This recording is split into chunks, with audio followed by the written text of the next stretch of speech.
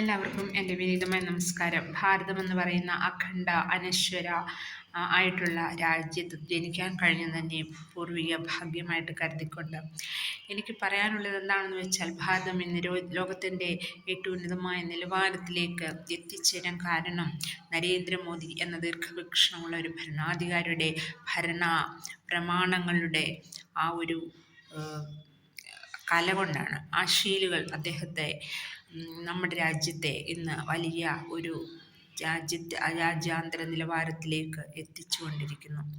അപ്പോൾ നമ്മൾ മനസ്സിലാക്കേണ്ട കാര്യം, ക്ഷുദ്രശക്തികൾ ഉണ്ടല്ലേ. ഇപ്പം കമ്മ്യൂണിസ്റ്റ് ആയാലും കോൺഗ്രസ് ആയാലും, കമ്മ്യൂണിസം എന്ന് പറഞ്ഞു കഴിഞ്ഞാൽ ചൈനയിൽ നിന്ന് കടം എടുത്ത കുറേ ആദർശങ്ങളും ഇതുമാണ്. ആ കമ്മ്യൂണിസം ചൈനക്കാർ പോലും ഉപേക്ഷിച്ചു, ചൈന റഷ്യയൊക്കെ തന്നെ.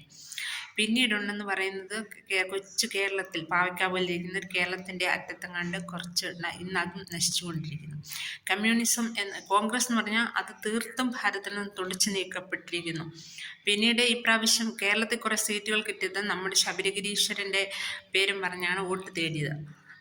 അതുകൊണ്ട് അവർ ജയിച്ചെന്നുള്ളത്.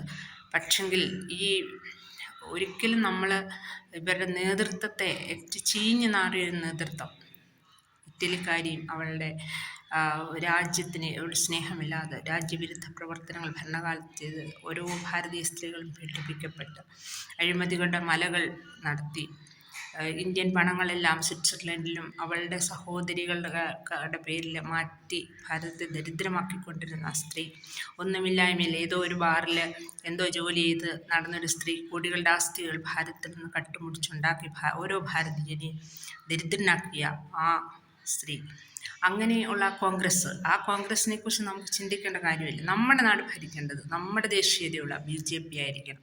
അതിനുവേണ്ടി നമുക്ക് പ്രവർത്തിക്കാം. എന്നും BJPക്ക് വേണ്ടി ജയ് വിളിക്കാം. ജയ് ഭാരത് മാതാ, ജയ് BJP, ജയ് നരേന്ദ്രമോദി.